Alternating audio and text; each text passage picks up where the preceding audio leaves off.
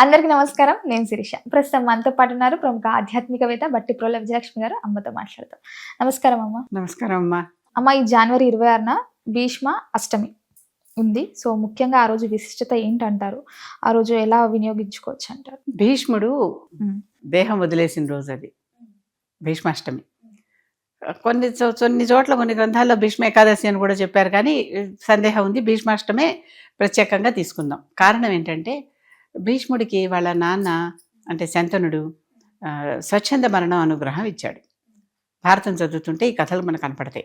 మహాభారతంలో స్వచ్ఛంద మరణం అంటే ఏంటి? నువ్వు ఎప్పుడు ఇష్టంగా చనిపోదలుచుకుంటే అప్పుడు పోవచ్చు, అప్పటిదాకా ఉండాలని చెప్పాడు. సత్యవతికి ఏం మాట ఇచ్చాడు? తల్లే కదా సత్యవతి కూడా, అంటే శంతనుడి రెండో భార్య సత్యవతి. ఆవిడకి ఏం మాట ఇచ్చాడు? అమ్మ, ఈ హస్తినాపుర సింహాసనాన్ని సుప్రతిష్టంగా ఉంచేదాకా నేను కాపలా ఉండి చేస్తాను. నన్ను ఆవిడ చెప్పింది, నా కొడుకులు ఇలా పోయారు సగంలో, కనుక నువ్వు రాజ్యం చేసుకో, నువ్వు పట్టాభిషేకం చేసుకోమంది. నేను చేసుకోనమ్మా, నేను నా తండ్రికి మాట ఇచ్చాను. భీష్మ ప్రతిజ్ఞ చేశాడు కనుక భీష్ముడు అయ్యాడు. అప్పటిదాకా అసలు ఆయన పేరు భీష్ముడు కాదు, వసుసేనుడో ఏదో ఇంకో పేరు ఉంది ఆయనకి.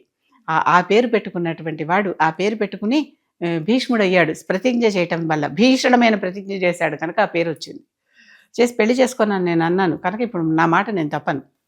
ఈ తమ్ముడు ఈ భార్యలో కలిగే సంతానాన్ని సింహాసనం మీద కూర్చోబెట్టి వాళ్ళ ద్వారా నేను రాజ్యం జయిస్తాను. నేను వెనకాల నుండి అంతా చూసుకుంటా, బాధ్యతగా నేను సింహాసనాన్ని రక్షిస్తూ ఉంటా. అందుకే పాండవులు ఎటుంటే ధర్మం ఒకటి ఉంది కదా అన్నట్టు వెళ్ళలా. సింహాసనం కదా ఈయనకు ముఖ్యం. ఆ సింహాసనం హస్తినాపురంలో ఉంది. దాని మీద ఇప్పటిదాకా ధృతరాష్ట్రుడు ఉన్నాడు కనుక అతనికే సేవ చేయాలి, అతనే సరిగా ఉండేలా చూసుకోవాలి, కనుక ఇక్కడే ఉంటానన్నాడు అని అలా చేశాడు. ఇతనికి యుద్ధంలో కౌరవుల వైపే నుంచి యుద్ధం చేశాడు. సరే, యుద్ధంలో పడిపోయాడు, ఓటమి వచ్చింది, పడిపోయాడు. పడిపోయిన తర్వాత అప్పుడు ఒక మాట అనుకుంటాడు తను, ఏమైనా సరే ఉత్తరాయణ పుణ్యకాలం వచ్చేదాకా ఉంటే పుణ్యం రోజులు కదా, దేవతలకు పగళ్ళు, ఇక్కడో అక్కడ ఎదురు చూడాల్సిందే ఆ దేవతలు మళ్ళీ నన్ను తీసుకెళ్లేదాకా. దక్షిణాయనంలో పోయిన వాళ్ళకి ఒక లాంజ్ లాంటిది పెట్టి అక్కడ కూర్చోబెట్టి తర్వాత తీసుకెళ్తారని ఒక పేరు. మనం ఎక్కడికైనా బస్ స్టాండ్లకో రైల్వే స్టేషన్స్కో ఎయిర్పోర్ట్లకు వెళ్తే లాంజ్లో కూర్చుంటాం కదా, అది వచ్చిందాకా మన బండి వచ్చిందాకా తర్వాతే కదా ఎక్కుతాం.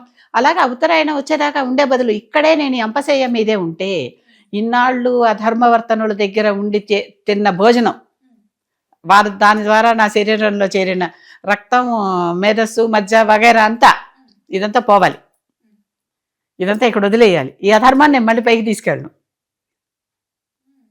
దానివల్ల మళ్ళీ వచ్చేటటువంటివన్నీ నేను అనుభవించను, ఇక్కడే అనుభవించేస్తా అని మార్గశిర మాసంలో ఎప్పుడో పడిపోతే అప్పటి నుంచి మాఘమాసం దాకా ఆగాడమ్మా పాపం ఆయన. వైకుంఠ ఏకాదశి నాడు అప్పుడే వచ్చేసింది కదా చంద్రాయనం ప్రకారం, అయినా పోలేదు. సౌరమానం ప్రకారం మకర సంక్రాంతికి వచ్చేసింది కదా, అయినా పోలేదు.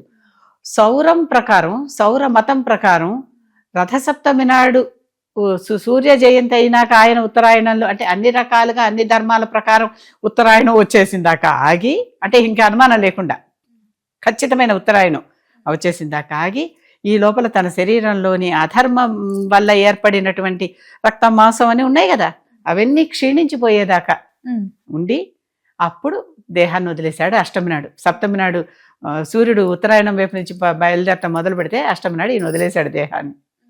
అంత ప్రత్యేకత ఉన్న రోజు అది. ఈయన ఇంకా ప్రాణాలతో ఉండంగా కృష్ణుడు పాండవులందరినీ తీసుకొచ్చి ద్రౌపదితో సహా వచ్చి రాజనీతి సూత్రాలు చెప్పమంటారు. ఎన్నో చేసావు కదా నువ్వు, మరి నీళ్లపాటు చేసావు, నీకు ఎంతో తెలిసి ఉంటుంది, అలాంటి నీతి సూత్రాలన్నీ చెప్పమంటాడు. చెప్పమంటే భీష్ముడు చెప్పబోతే ద్రౌపది నమ్ముతుంది. నీకేం నీతి తెలుసని, నాకు వస్త్రాపహరణం చేస్తుంటే మాట్లాడలేదు, నువ్వు పెద్ద నీతి బోధ చేసేవాడివా అన్నట్టు నవ్వుతుంది. అనకపోయినా మనకి నవ్వులో మనకి అర్థం తెలిసిపోయింది. తెలిసి భీష్ముడు అంటాడు, అమ్మా నేను చేసిన తప్పు నాకు తెలుసు, అందుకే కదా ఆ ధర్మవర్తన వల్ల వచ్చిన భోజనం వల్ల ఏర్పడినటువంటి దేహం కృషించిపోయేదాకా నేను ఇక్కడే ఉంటున్నా, ఆ రక్తం చివరి బిందువు పోయేదాకా ఇక్కడ ఉంటా, దీని మీదే ఉంటా, ఆ రక్తం మాంసం అదంతా నశించిపోయేదాకా నేను ఇక్కడ ఉంటా. అస్థిపంజరావశిష్టంగా అయిన తర్వాత అప్పుడు దేహం వదిలేశాడు భీష్మ అష్టమి నాడు. భీష్ముడు అంటే ఎవరు? 8 మంది వసువులు ఉన్నారు. ఈ 8 మంది వసువులు దేవతలు, మన పితృదేవతల కింద లెక్కవాళ్ళు. ఈ 8 మందిలో 8వ వాడు ఈ ప్రభాసుడు. ఆ ప్రభాసుడే భీష్ముడుగా పుట్టాడు. వీళ్ళు 8 మంది ఆ, ఏదో అల్లరితనం కోసం ఈ ప్రభాసుడి భార్య ఏదో వీళ్ళని రేప్పెడితే ఒక గురువు గారి హోమధేనువుని అపహరించారు. ఆయన రోజు పాప ఆ ఆవు నుంచి వచ్చేటటువంటి పాలు తీసి దాని నుంచి ఆవుని ఇలాంటి తయారు చేసుకుని దాంతోనే హోమం చేసుకుని ఈ పంచగవ్యాలు వస్తాయి కదా ఆవు నుంచి వచ్చేటటువంటి పదార్థాలన్నీ, ఆ వాటిలతోనే ఆయన జపతపాలన్నీ చేసుకుంటుంటే అది అది ఎత్తుకొచ్చారు. అది ఎత్తుకొస్తే ఏమైంది, ఆయన శపించాడు పట్టుకుని. ముఖ్యంగా 8వ వాడే కదా చేసింది ఈ పని, భార్య పేద ప్రేరేపితుడై చేశాడు భార్య చెప్పిన దాని మీద. కనుక ఈ జన్మలో ఈయనకి భార్య లేరు, భీష్ముడికి భార్య లేదు, చేశాడు. ఈ పెద్దవాళ్ళ 7గురు ఈయనకి సహకరించారు. కనుక 8 మందిని భూలోకంలో పోయి మనుషులుగా పుట్టండి అని చెప్పించాడు. పై లోకంలోంచి దుఃఖంగా దుగాల ముఖాలు వేసుకుని వస్తున్నారు. అదే సమయానికి గంగ కూడా ఇంద్రశాపంతో దిగొస్తుంది. శంతనుడు అంతకుముందు మహాభిషు అనే చక్రవర్తి. ఆ మహాభిషు చక్రవర్తి తన పుణ్యబలంతో ఇంద్రసభకు వెళ్ళి చూస్తూ గంగ చూసి ఎందుకో చెలించాడు. చెలించేసరికి ఇంద్రసభలో మీ ఇద్దరికి ఇలాంటి కామోద్దీపమైన పనులా అని శపించాడు ఇంద్రుడు. పోయి మళ్ళీ జన్మలో పుట్టి ఆ కామాలని తీర్చుకురండి అని, కింద పుట్టి అని. గంగ కూడా పాపం దిగుతోంది కిందకి, మనిషి జన్మ ఎత్తాలి, వచ్చి మళ్ళీ కింద భూలోకంలో పుట్టాలి. అప్పుడు వీళ్ళు వచ్చి అమ్మ ఎవరి కడుపునంటే వాళ్ళ కడుపున పుట్టలేము, నీలాంటి ఉత్తమరాలు కడుపున మేము పుడతాం, ఆ గంగలో మునిగితే అన్ని పవిత్రం అన్నాం కదా, నీ కడుపున పుడతామమ్మా, మమ్మల్ని పవిత్రులను చేయమని 7గురు వేడుకున్నారు. వేడుకుని ప్రభాసుడు చెప్పాడు, ఈ 7గురికి పుట్టటమే వాళ్ళకి బతికి ఇక్కడ బతికేడ్చాల్సిన శాపం లేదు వాళ్ళకి, పుట్టంగానే వాళ్ళని అంతం చేసేయచ్చు నువ్వు, నన్ను మాత్రం పుట్టాక నేను ఇంకా నా పాపం అంతా తీర్చుకుంటే కానీ పోవటం లేదు అని చెప్పాడు. అందుకనే మొట్టమొదటి పుట్టిన 7గురు పిల్లలని గంగ నీళ్ళకి అర్పించిందని భారతంలో చదివామా. శంతనుడికి గంగకి 8 మంది కొడుకులు పుడతారు. ఒక్కొక్క కొడుకు పుట్టంగానే కొడుకు పుట్టాడు మహారాజా అంటాం, తీసుకొచ్చి చూపించడం, గంగలో పారేయటం. 7గురు పిల్లల్ని పారేసింది. ఏంటి వీడిని కూడా పారేస్తే అసలు బారసలేరు రాజుకి, వచ్చిన కొడుకుని వచ్చినట్టు చంపేస్తుంది, కొడుకులు పుడుతున్నాడు చంపేస్తుంది. పైగా ఈవిడికి ఒక వ్రతం, ఒక నియమం ముందరే పెట్టింది, పెళ్లి చేసుకునే ముందరే. ఏమని వ్రతం నియమం పెట్టింది, నువ్వు నన్ను ఎప్పుడైతే నా మాటకి ఎదురు తిరుగుతావో నేను నీతో ఉండను, వెళ్ళిపోతా. ఆవిడ శాపం అంతవరకే అని వ్రతం నియమం పెట్టింది. ఎవరన్నా అంటే వెళ్ళిపోతుందేమో శంతనుడు పాపం ఊరుకున్నాడు. చివరికి మంత్రులు వాళ్ళందరూ చెప్తున్నారు, ప్రతి రాజకుమారుణ్ణి తీసుకుపోయి పారేస్తుంటే నీళ్ళలో మనకి వారసులేరయ్యా, మన రాజ్యానికి, మన హస్తినాపురానికి తర్వాత తరం వాళ్ళు ఎవరు. అప్పుడు 8వ వాడిని కూడా తీసుకొచ్చి మహారాజా ఇలా కొడుకు పుట్టాడని చూపించి చెప్పబోతోంది మిగిలింది. చెప్పబోతుంటే దీన్ని మాత్రం పారేయటానికి వీల్లేదు, ఈ పిల్లాడిని మాత్రం నువ్వు చంపటానికి వీల్లేదు అన్నాడు. నా మాటకి ఎదురు తిరిగావు కనుక నీతో ఉండను, నేను వీడిని చంపదలుచుకోలేదు, వీడిని పెంచి కొంచెం పెద్ద అయ్యాక నీకు అప్పచెప్తా, చిన్నప్పుడు తల్లి అవసరం కదా, కనుక తనతో తీసుకుపోయి పెంచి పరశురాముడి చేత విద్యలన్నీ నేర్పించి, పరశురాముడు అందరికీ గురువు, విద్యలు నేర్పే గురువు, విద్యలన్నీ నేర్పించి తీసుకొచ్చి మళ్ళీ వీళ్ళకి అప్పచెప్పి ఇదిగో నీ యువరాజు కుమారుడు, నువ్వు రాజ్య పట్టాభిషేకం చేసుకోమని ఇచ్చింది. అలా వచ్చాడు యువరాజు భీష్ముడు.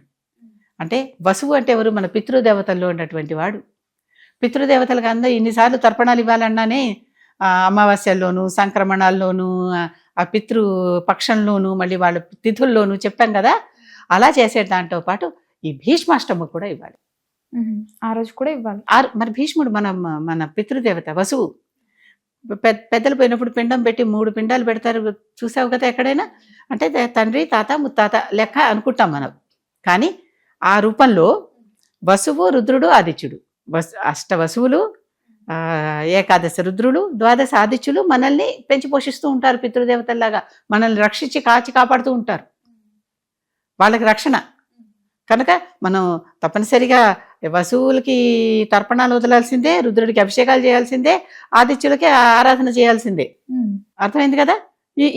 ఈ అష్ట వసువుల్లో మరి మొదటివాడు వసురూపం కదా, వసురూపంలో ఇక్కడ ఆయన భీష్ముడు వచ్చాడుగా, వసువే భీష్ముడు రూపంలో వచ్చాడుగా. కనుక భీష్ముడు అందరికీ తండ్రి లాంటి వాడు కనుక ప్రతివారు కూడా భీష్ముడికి తర్పణాలు వదలటం పద్ధతి. ఏమిటి కాస్త నీళ్లు నువ్వులు తీసుకుని భీష్మ ఇది నీకు సమర్పిస్తున్నాను అనుకోవటమే కదా, తండ్రి నేను నీకు సమర్పిస్తున్నాను అనుకోవటమే కదా, అది పద్ధతి అనమాట. కనుక ఆయన మనకి పితృదేవతల్లో ఒకడు. పితృదేవతలు అంటే మన అమ్మ నాన్న వీళ్ళే కాదు, ఇంతమంది ఉన్నారు, అదొక మండలం, అదొక పూర్తిగా గ్రహం నిండా మన పితృదేవతలందరూ ఉన్నారు. ఆ పితృదేవత లోకంలో పితృదేవతలందరూ బాగుండాలని మనం ఏ కార్యక్రమం చేసినా స్మరించుకునేది మన వాళ్ళనే అయినప్పుడే అది వాళ్ళది, అంతే కదా. అది అది భీష్ముడి ప్రత్యేకత. ఏకాదశి నాడు ఏమిటి అంటే, ఏకాదశి నాడు అని కొంతమంది చెప్తారు, అష్టమి అని కొంతమంది చెప్తారు. నాకు అష్టమే కరెక్ట్ అని అనిపిస్తుంది. కారణం ఏంటంటే సప్తం వెళ్ళిపోగానే ఈయన చేశాడు ఈ పని. ఆయన ఇష్టంగా మరణించే శక్తి ఉంది కదా. కానీ ఇన్నాళ్ళు ఇంత కష్టం ఎందుకు పట్టాడు, హ్యాపీగా అప్పుడే పోవచ్చు కదా. అసలు ఇదంతా చూడటం ఎందుకు, ఈ ద్రౌపది వస్త్రాపహరణ ఇవి నేను చూడాలా, నాకు ఇంత రాసిందా, అప్పుడు ముందరే వదిలేసుకోవచ్చుగా, ప్రాణాలు వదిలేసుకోదలుచుకుంటే. కానీ సింహాసనం ఇంకా సుస్థిరం కాలా. పాండవులు వచ్చాక సింహాసనం సుస్థిరమైంది, ధర్మం నిలిచింది సింహాసనం మీద. ఆయన పేరే ధర్మరాజు కదా, అసలు పేరు యుధిష్ఠిరుడు, కానీ ధర్మరాజు కదా. ధర్మాన్ని పాటించేటటువంటి వాడు సింహాసనం ఎక్కాడు కనుక ధర్మం సుస్థిరమైందని నమ్మకం వచ్చింది కనుక వదిలేశాడు. ఇక నేను కాపలా కాయక్కర్లా సింహాసనాన్ని, వాళ్ళు చూసుకుంటారు. ధర్మం వచ్చేసింది, ధర్మం వచ్చింది, ధర్మం చూసుకుంటుంది. ఎందుకంటే ఎతో ధర్మస్తతో జయ, ధర్మం ఎక్కడుంటే అక్కడే జయం. ఆ పుస్తకానికి భారతానికి పేరు పెట్టింది కూడా జయం అనే పేరే పెట్టాడు వ్యాసుడు. అది ఎంతో గొప్పదైపోయేసరికి మహాభారతం అయిపోయింది. అది దాని పేరు అలా మారిపోయింది. ఆ జయం అనే పేరే అసలు పేరు. జయం అనే గ్రంథాన్ని తతో జయముదీరే ఏ తను చదువుతూ ఉంటావే అవన్నీ ఆ జయం అనేది అక్కడి నుంచి వచ్చిందనమాట మాట. అది సంగతి.